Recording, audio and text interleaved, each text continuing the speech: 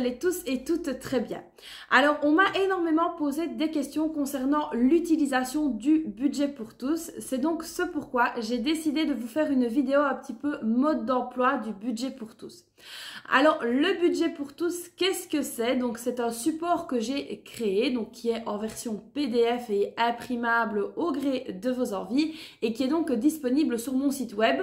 Je vous remets évidemment le lien de mon site juste en dessous dans la description. Donc, le budget pour tous, c'est donc un support papier qui va donc vous aider à gérer au mieux vos finances tout au long du mois, tout au long de l'année. Alors moi personnellement j'ai déjà testé les applications, les Kakebo, le Memoniac, etc. Mais c'est vrai que j'avais un petit peu de mal à me retrouver dans certaines catégories et puis les catégories ne me correspondaient pas forcément. Concernant les applications, tout simplement ça m'est déjà arrivé de perdre mon téléphone et puis de ne plus avoir accès à l'application. Ça c'était vraiment très embêtant par contre.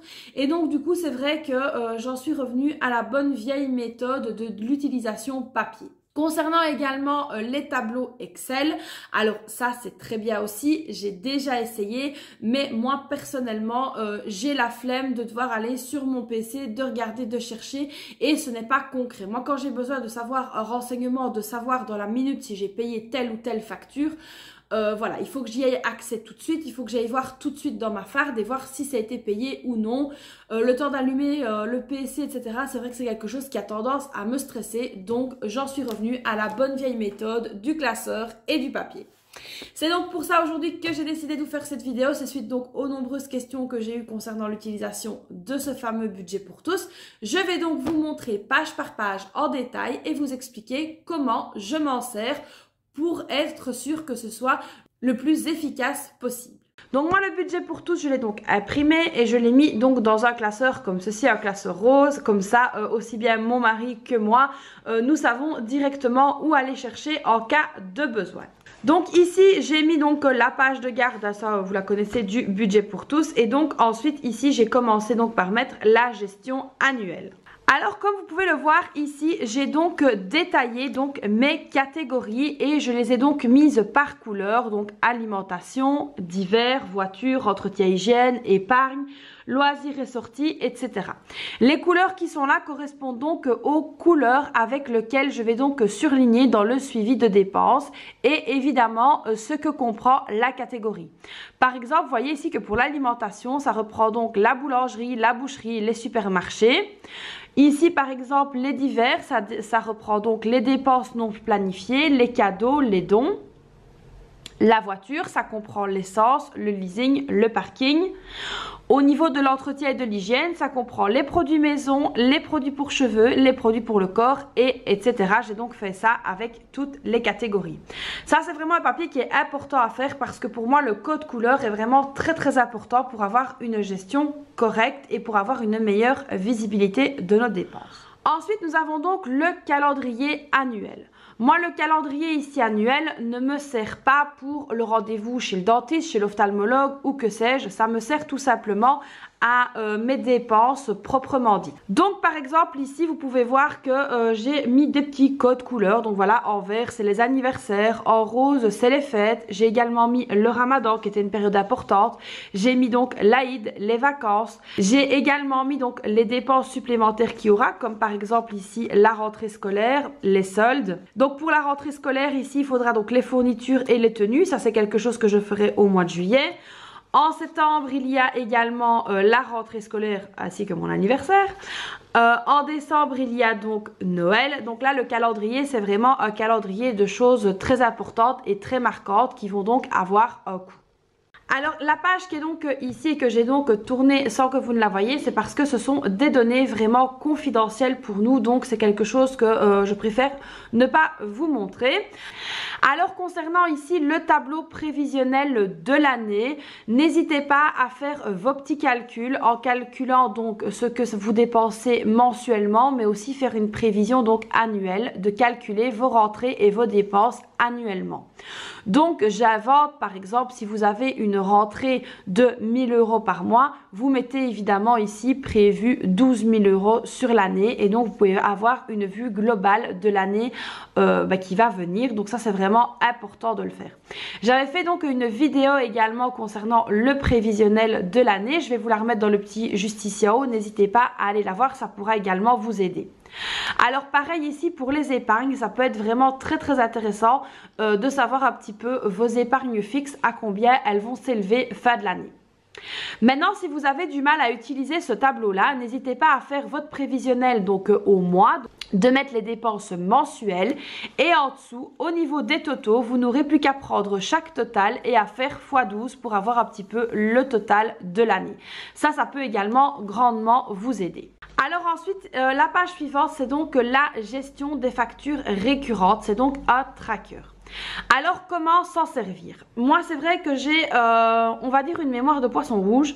Je peux très bien me réveiller un matin et me dire tiens, est-ce que j'ai payé telle ou telle facture? Et donc c'est vrai que ça peut être une source de stress. Donc moi qu'est-ce que j'ai fait? J'ai donc pris ici les dépenses mensuelles fixes. Donc les factures comme par exemple ici le prêt hypothécaire.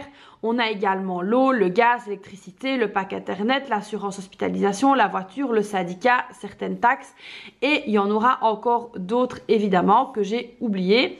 Mais voilà, donc ce sera important de les remettre. Donc vous mettez ici toutes vos dépenses mensuelles, trimestrielles, annuelles et ensuite vous venez cocher le mois où vous l'avez payé. Alors ça peut être très utile quand vous avez des factures trimestrielles. Alors comme vous pouvez le voir ici, moi à côté de chaque catégorie, j'ai mis M, T ou A. A c'est donc annuel, T c'est trimestriel et M c'est donc mensuel. Par exemple, quelque chose qui m'arrive très souvent d'oublier, c'est par exemple si j'ai payé l'eau, c'est trimestriel. Donc là, je sais que je l'ai payé ici au mois de mars et comme c'est une fois tous les 3 mois, je sais que ça reviendra donc au mois de juin. Et donc ainsi de suite.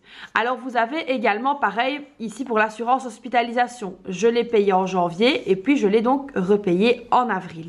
Et donc ça c'est très important pour moi d'avoir une vue là-dessus. C'est un stress en moi tout simplement quand je me pose la question de savoir si je l'ai payé. Je n'ai qu'à aller voir directement sur cette page et je verrai directement si c'est payé.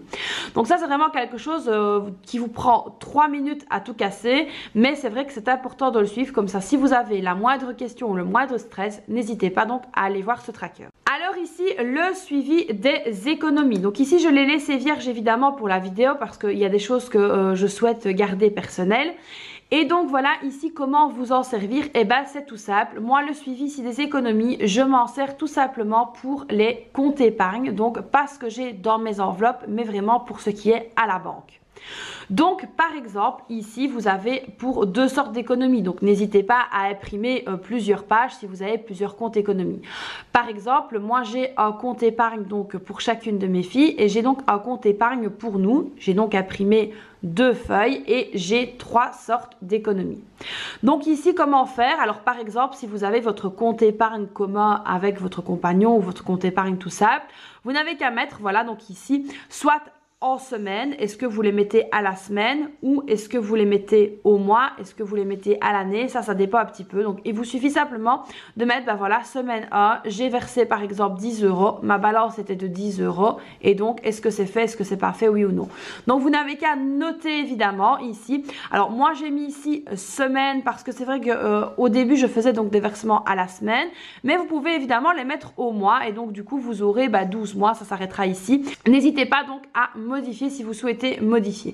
Moi par exemple il y a des mois où sur notre compte épargne à nous, donc celui que j'ai en commun avec mon mari, là j'ai plus facile à verser à la semaine, mais c'est vrai qu'il y a des fois je vais peut-être verser la semaine 1 et puis la semaine 4 et puis la semaine 6 et puis la semaine 7, voilà ça va changer un petit peu. Donc voilà, n'hésitez pas à vous en servir évidemment comme tracker et moi c'est donc un tracker pour ce qui est à la banque. Alors ici je vous ai donc mis un tracker donc pour le suivi de paiement de vos dettes. Alors je sais que c'est pas très gai comme support, mais bon voilà, il en faut bien un quand on en a. Donc voilà, si par exemple vous avez une dette, je ne sais pas moi, d'EDF par exemple, n'hésitez pas à marquer donc ce que c'est. Ici vous mettez EDF par exemple et ça dépend les mois, ça dépend l'arrangement donc que vous avez pris avec le créancier. Vous mettez donc le paiement minimum que vous avez payé, le montant total à payer. budget. Et puis vous allez venir marquer chaque mois donc que c'est payé avec le montant qui reste dû. Donc ça c'est super important. En général, quand on prend un arrangement de paiement avec un créancier, il faut vraiment le suivre. Donc par exemple, si vous avez une dette EDF et que vous prenez un arrangement avec l'EDF et vous payez 50 € par mois, ne venez pas payer 60 € le premier mois et puis 40 € le mois d'après et puis 90 € le mois d'après. Non, c'est pas comme ça qu'on fait. Si vous prenez un arrangement avec un créancier, suivez bien ce que vous avez pris comme arrangement. Pour la bonne et simple raison, c'est que si vous ne suivez pas l'arrangement que vous avez pris avec le créancier, si dans vos comptes à vous, dans votre tête, vous êtes juste, pour le créancier, il y a un manquement au niveau du plan que vous avez pris. Et donc là, le créancier peut tout à fait dire que le plan est caduc et vous faire payer directement l'intégralité de la somme. Donc ça, c'est vraiment un point très très important. Donc n'hésitez pas à venir faire un suivi dès que c'est payé et voir évidemment ce qui vous reste à payer. Ça, c'est vraiment super chouette d'avoir ça comme tracker. Moi, j'en ai un parce que évidemment, comme tout le monde, j'ai des petites choses qui sont à payer et que de toute façon, ça passe donc dans le regroupement que j'ai et je peux avoir une vue plus globale de ce que je dois encore payer. Alors ici, au niveau liste des factures, c'est vrai que j'ai eu plusieurs questions à ce niveau-là. Donc ici, pareil, je l'ai mis vierge parce qu'il y a des choses qui doivent rester pour moi de l'ordre du privé. Donc ici, dans la liste des factures, moi, je m'en sers donc pour uniquement les dépenses fixes. Donc par exemple, sur le mois de janvier, admettons, j'ai eu 400 € de dépenses fixes. Alors s'il y a un objet, j'en mets un. S'il n'y en a pas, j'en mets pas.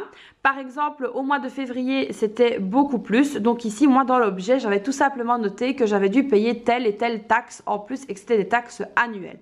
Donc voilà, ici, n'hésitez pas à vous en servir. Ça peut vraiment soulager votre charge mentale. Maintenant, c'est pas obligatoire. Vous pouvez vous en servir un petit peu comme vous voulez. Si par exemple, vous avez une facture très très très importante que vous ne devez pas oublier, comme par exemple, je ne sais pas moi, la cantine, et que ça change tous les mois, n'hésitez pas à vous en servir pour la cantine de vos enfants. Donc vous mettrez tout simplement que c'est la cantine pour 2021, le montant payé et l'objet. S'il y a eu des vacances, par exemple, s'il y a une diminution, une augmentation, n'hésitez pas à vous en servir pour des choses vraiment que vous devez garder à l'esprit tout le temps.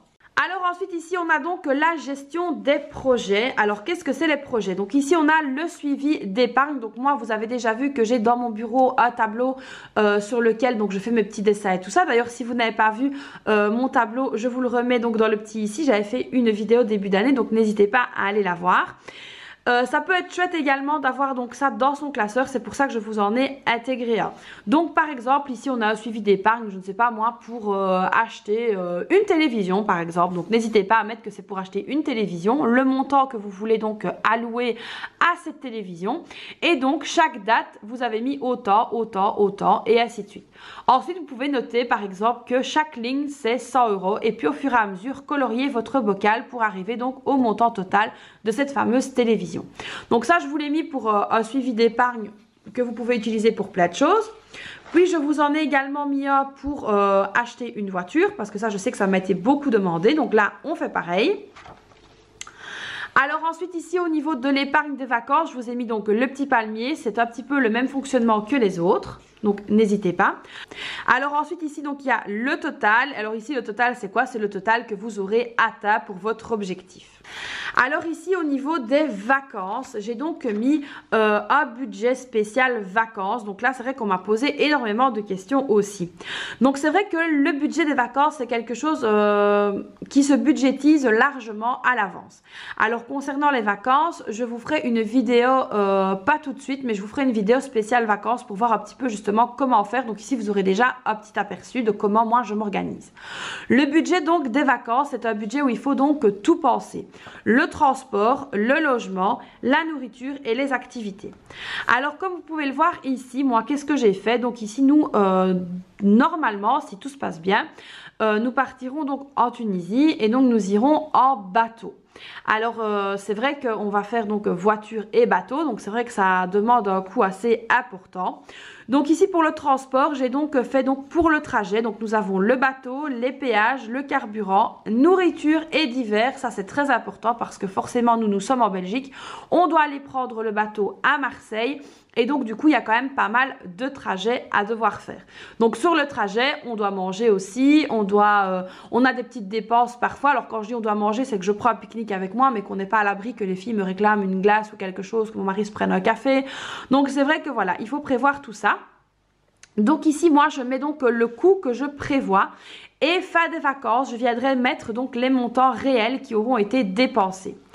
Alors, le logement, nous ici, je n'ai pas rempli parce que tout simplement, on va donc dans la famille de mon mari. Mais c'est vrai qu'on programme peut-être de se faire une petite escapade ou l'autre. Et donc ici, je viendrai donc compléter les petites escapades. Alors ensuite ici pour la nourriture et les activités, donc on a ici le resto, les sorties et les divers. Ça je n'ai pas encore budgétisé, c'est quelque chose que je dois donc faire avec mon mari pour voir un petit peu donc où on va se diriger, surtout au niveau du budget. Donc voilà un petit peu moi comment j'organise les vacances. Donc ici c'est le premier jet, vous aurez vraiment une vidéo spécifique pour les vacances. Toujours concernant les vacances, j'ai donc ici mis un suivi de dépenses des vacances. Donc ça, c'est vraiment très important que chaque euro, même en vacances, qui sortent de vos enveloppes, fasse l'objet d'un suivi de très près. Alors, c'est vrai qu'en vacances, moi, personnellement, j'ai l'art de me lâcher. Ouais, on est en vacances, on profite, machin et tout. Et c'est vrai que ça m'a déjà apporté de très mauvaises surprises en rentrant de vacances. Donc, du coup, je préfère cette année vraiment prendre les devants, me poser, budgétiser, faire mes suivis comme je fais actuellement pour éviter les mauvaises surprises. Donc ici, le suivi de dépenses de vacances, on s'en sert évidemment comme on se sert des suivis mensuels. C'est vraiment tout à fait la même chose. La date, la description, la catégorie, le moyen de paiement, le montant et le total. Alors évidemment, le montant en plus, on n'en aura pas beaucoup, si ce n'est le montant de l'enveloppe de départ. Les montants moins, là par contre, on risque d'en avoir assez bien. Alors ensuite ici, j'ai fait un petit planning de vacances. Alors moi, c'est vrai que ça m'aide à structurer mes idées parce que quand on va en Tunisie, c'est bien de visiter la famille et tout ça, mais on a envie de faire des choses, de visiter, de changer un peu d'air. Et donc du coup, ici, j'ai donc préparé un petit planning que je n'ai pas encore rempli, tout simplement, j'ai simplement mis que nous souhaitions aller en Tunisie, c'est tout ce que j'ai mis. Donc vous avez ici la liste des choses à faire, les endroits où bien manger et ce qu'on veut visiter. Donc voilà, ça c'est quelque chose d'un petit peu ludique et qui change un petit peu du budget, mais donc je me suis dit que ce serait chouette de l'insérer pour justement les personnes qui souhaitent, par exemple, je ne sais pas moi, aller dans des pays où il y a des choses à faire, des parcs d'attractions et des choses comme ça, et de pouvoir également les intégrer dans leur budget. Alors ensuite ici nous avons donc la gestion du temps. Alors évidemment, la gestion du temps, qu'est-ce que c'est? Vous avez ici un planning hebdomadaire. Alors évidemment, vous pouvez l'imprimer à la semaine, ça vous en dit. Moi, c'est ce que j'essaye de faire. Alors il y a des semaines où je suis plus fatiguée que d'autres et je n'ai pas le courage de le faire, ou j'ai tout simplement pas l'envie. Mais c'est vrai que le planning hebdomadaire peut justement vous aider à structurer vos idées, que ce soit vos idées budgétaires, vos idées familiales, etc. Ça peut vraiment vous aider dans plusieurs catégories. Alors ici, moi, je m'en sers plutôt comme planning budgétaire. Alors ici, par exemple, je sais que tous les mercredis, je fais le check de la semaine au niveau de mes enveloppes, de ma monnaie. Je vérifie si tout est bien, si tout est carré, si tout est noté. Ça me prend pas longtemps, mais c'est vraiment quelque chose que j'ai besoin de faire. Je pensais d'ailleurs vous faire une vidéo spéciale check de la semaine. Dites-moi un petit peu en commentaire que ça vous intéresserait de voir ce que je fais un petit peu comme check en milieu de semaine. Alors ici au niveau du samedi, c'est toujours le jour où je clôture mes enveloppes et je fais le remplissage de la semaine qui suit, parce que forcément je vous présente la vidéo pour le dimanche matin. Et donc c'est vrai que je fais toujours comme ça, et c'est donc plus facile parce que c'est quelque chose que je clôture donc en général le samedi soir. J'essaye de clôturer tout ça. Donc voilà un petit peu ce que je fais au niveau du planning hebdomadaire. Maintenant, comme je vous ai dit, vous pouvez également vous en servir dans votre organisation familiale. Le planning journalier, c'est quelque chose dont je me sers, pour être tout à fait honnête avec vous, les jours où je fais mes paiements. Voilà, donc par exemple, en général, le 1er ou le 2, c'est là que je fais vraiment tous les paiements des factures, etc. Je check un petit peu tout, je prépare le mois, donc je vérifie un peu tout ça. Je mets donc les paiements que j'ai à faire, les priorités que j'ai à faire, les rendez-vous si j'en ai, et les notes. Alors attention, dans les rendez-vous, c'est les rendez-vous qui vont me coûter de l'argent. Donc ici, le planning journalier, c'est vraiment pour moi concernant le budget. Maintenant, vous pouvez évidemment le diriger pour vos plannings ménage ou des choses comme ça. Vous pouvez l'adapter à vos besoins. C'est pour ça que donc la version du budget pour tous est donc imprimable. Vous pouvez donc l'imprimer plusieurs fois. Vous pouvez même imprimer 100 fois la page. Il n'y a aucun problème. Ça, c'est vraiment à vous de voir. Passons donc maintenant à la gestion donc mensuelle. Je vais donc vous montrer comment s'en servir pour que ce soit le plus efficace possible. Nous sommes donc ici au mois d'avril. Alors là, je vais déjà vous montrer le calendrier du mois d'avril et puis on passera à un mois vierge parce qu'il y a des données encore confidentielles. Donc ici, le calendrier mensuel budgétaire. Alors ça, pareil, je vous en avais fait une vidéo que je vous remets dans le petit i juste ici. N'hésitez pas à aller voir, c'était une vidéo spécifique pour le calendrier budgétaire. Donc ici pour ce mois-ci, et donc à ne pas oublier, donc moi toujours ici avec mon bic, je mets donc un code couleur pour les choses vraiment diverses, donc les rentrées, les choses à payer et les événements.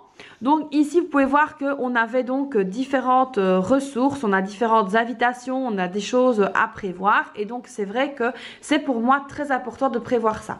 Ce que vous voyez donc ici en orange, c'est donc les congés de mon mari et les petits R, c'est donc le Ramadan. Donc voilà, c'est vraiment pour moi important d'avoir ici une trame, une ligne à suivre au niveau de mon budget. Donc il y a également des événements comme l'anniversaire de ma fille, l'anniversaire de mon beau-frère qui sont venus s'ajouter et forcément ce sont des frais supplémentaires. Donc le mois normal commence toujours par le calendrier mensuel budgétaire à remplir comme je viens de vous le montrer. Ensuite, nous avons donc le suivi des rentrées. Alors moi, c'est quelque chose de très important pour moi. Moi, je note donc chacune de mes rentrées. Donc, il faut savoir qu'on a plusieurs sources de rentrées. Donc, mon mari travaille, moi, j'ai des indemnités aussi. Il y a également les allocations familiales donc pour les filles. Et je note également si j'ai des remboursements médicaux ou des remboursements de trop perçus pour des impôts, par exemple. Donc, ça, c'est vraiment très important pour moi de faire un suivi de toutes les rentrées que j'ai dans le mois. Ça me permet de voir est-ce que j'ai touché, est-ce que j'ai pas touché, qu'est-ce qui était différent ou pas. Donc ça, c'est vraiment très important pour moi de le remplir et de le suivre. Alors ensuite ici, vous avez donc le budget mensuel. Donc ça, vous le voyez relativement souvent dans mes vidéos. Donc ici, il faut tout d'abord prévoir le budget donc prévisionnel de chaque mois. Donc ça, c'est quelque chose que je fais en général. J'essaye de le faire aux alentours du 20-21 du mois. Vraiment, si j'ai la flemme, ça peut aller jusqu'au 24. Pourquoi le 24? Parce que je commence à toucher le 26. Donc, c'est très important pour moi qu'avant que je ne touche, mon prévisionnel soit donc fait. Donc, ici, il y a tout simplement donc les rentrées prévues à noter, les crédits dettes, les dépenses fixes, les épargnes, les dépenses variables et les enveloppes. Et vous notez donc tout ça avant que le mois commence dans les cases ici donc où il est marqué prévu. Donc vous avez ensuite ici le petit encart pour mettre les totaux prévus. Et ensuite, au fur et à mesure du mois, vous allez continuer à remplir, mais cette fois-ci dans le réel. Par exemple, si vous rentrez, vous avez noté qu'en prévisionnel, vous deviez recevoir 1000 € et qu'au final, vous avez reçu 1051. C'est important ici de mettre en réel que vous avez reçu 1051 ou 918 par exemple. C'est important de noter ici les montants réellement payés pour voir votre budget donc fin du mois et faire votre analyse. Donc ici pour faire le prévisionnel, c'est donc important de faire un budget à base de 0 comme je l'ai déjà expliqué. D'ailleurs, c'est une vidéo que j'avais fait, donc le budget à base de 0 pour vous expliquer la méthode. C'est tout simplement de vos rentrées, déduire toutes vos dépenses, y compris l'épargne. Et il faut arriver évidemment à 0. Alors, au niveau du réel, c'est sûr qu'il faut essayer de faire la même chose. Donc, fin du mois, si par exemple, il y a des choses que vous n'avez pas payées, vous avez reçu un peu plus d'argent, qu'il y a eu une différence et que vous vous rendez compte après avoir fait tous vos totaux qu'il vous reste de l'argent sur le compte en banque, ce qui est tout à fait possible. Moi, par exemple, je laisse toujours une petite partie sur mon compte bancaire pour être sûr justement de ne pas avoir de soucis fin du mois. Je verse directement cette partie-là sur un compte épargne. Là, pareil, si vous voyez qu'au niveau, quand vous avez fait donc vos totaux ici au niveau du réel, il vous reste de l'argent sur vos comptes en banque ou dans vos enveloppes, mettez-les directement en épargne pour recommencer le mois avec un budget à 0. Donc, il faut que vos comptes en banque soient également à 0. Alors évidemment ici je ne parle pas du compte de provision de charge, donc ça moi j'en ai déjà parlé. Chaque mois donc je fais un versement bien établi sur un compte que j'appelle mon compte de provision pour justement avoir l'argent pour les factures trimestrielles, semestrielles ou annuelles. Évidemment ce compte là ne doit pas être à zéro vu que c'est un compte que vous allez alimenter pour les factures qui arrivent au fur et à mesure de l'année. La page suivante, c'est donc le suivi des dépenses mensuelles. Donc moi, c'est quelque chose que je me sers pour surtout pour les comptes bancaires. Donc voilà, ici, je note tout simplement le compte que c'est. Donc vous avez ici l'encart donc pour le mois et le compte si vous avez plusieurs comptes bancaires. Et donc ensuite, je viens donc suivre toutes les dépenses, les retraits, les rentrées, etc. Donc que j'ai sur ce compte-là. Alors ça me permet évidemment d'avoir une vue donc pour pouvoir faire mes totaux. Donc par exemple, je ne sais pas moi si ici vous avez la case par exemple voiture, donc tout simplement quand ça va être pour du carburant, pour le paiement de la voiture, paiement de l'assurance ou que sais-je, je viens donc fluorer suivant le code que je vous ai montré donc en tout début de vidéo avec donc mes crayons là. Donc je viens donc marquer donc de cette couleur là la dépense que j'ai faite et puis donc ça me permet de me faciliter la tâche pour ici le réel. Donc je n'ai plus qu'à regarder donc les dépenses que j'ai fait avec le compte bancaire et de les répercuter dans mon tableau de budget mensuel. Alors c'est vrai que certaines personnes diront qu'il suffit simplement d'imprimer les relevés bancaires, mais moi personnellement je n'aime pas parce que premièrement dans ma banque ce n'est pas gratuit, je dois payer pour les avoir, et puis deuxièmement je préfère avoir une trace avec des papiers A4 plutôt que d'avoir des petits machins comme ça où voilà, les relevés de banque ne sont pas toujours dans le même format que ce qu'on a, et donc du coup moi aller à la machine, mettre ma carte et devoir payer et attendre je sais pas moi 15-20 minutes que tout ça imprime, franchement je ne suis pas trop fan.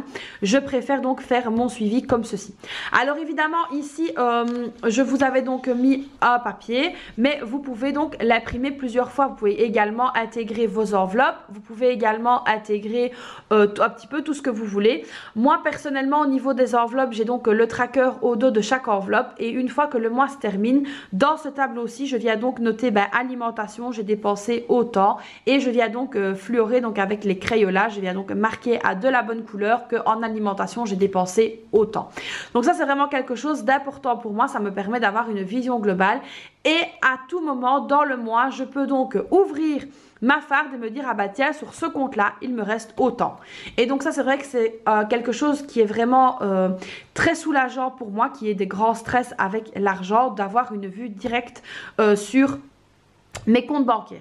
Alors c'est très important de le faire aussi. Pourquoi? Parce que très souvent moi j'ai le cas avec mes deux banques, les serveurs tout simplement sont en panne, sont en mise à jour ou que sais-je. Ça m'est déjà arrivé de rester 24 heures sans avoir accès à mon compte bancaire et je suis chez moi, donc je n'ai pas l'opportunité d'aller à la banque, d'aller demander, il faut prendre rendez-vous, c'est toute une complication. Mais grâce à ce papier là je sais dire en temps et en heure quel est le solde de mon compte bancaire. Alors c'est pour ça que le mercredi donc je fais un check et que je vérifie que les totaux que j'ai ici sont bien les totaux que j'ai sur mon compte bancaire, et donc voilà ça me permet également d'être soulagée à ce niveau là.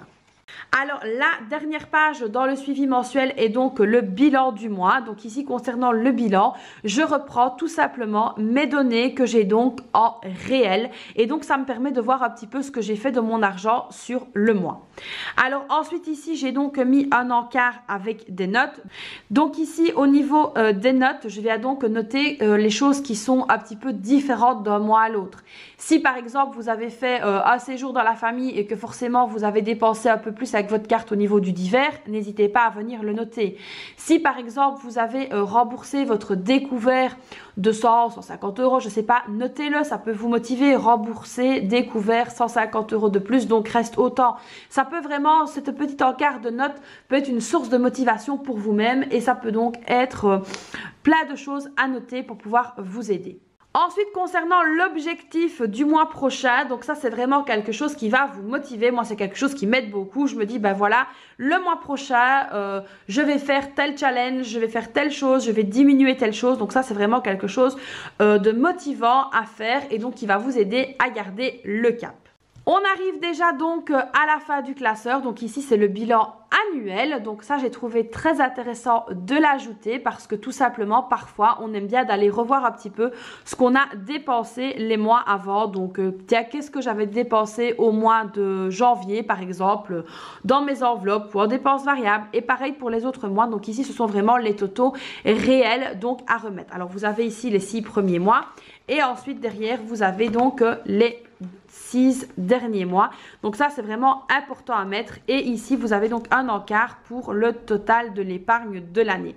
Alors, il y en a certains qui vont se poser la question de savoir pourquoi est-ce que c'est toujours mon ancien site internet. Si vous tapez encore ce site internet-là, vous serez d'office dirigé vers mon nouveau nom. Donc ici, le budget pour tous avait donc été fait avec mon ancien nom et mon ancien logo. Donc, qui était dans ma vie halal et coaching budgétaire by Chris. Donc voilà, ça nécessitera une petite mise à jour. Mais donc, c'est toujours la même chose, le même contenu.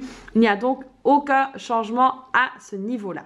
Donc voilà les amis, j'espère que cette petite vidéo vous aura éclairé et vous aidera donc à mieux vous servir du fameux budget pour tous. J'espère que mes explications étaient plus ou moins claires. J'essaie d'être claire et précise. J'espère que je ne vous ai pas trop embrouillé l'esprit. N'hésitez pas également à me poser vos questions en commentaire. N'hésitez pas également à rejoindre le groupe Facebook. Je vous remets la petite photo juste ici du groupe et là aussi vous pourrez donc poser toutes vos questions.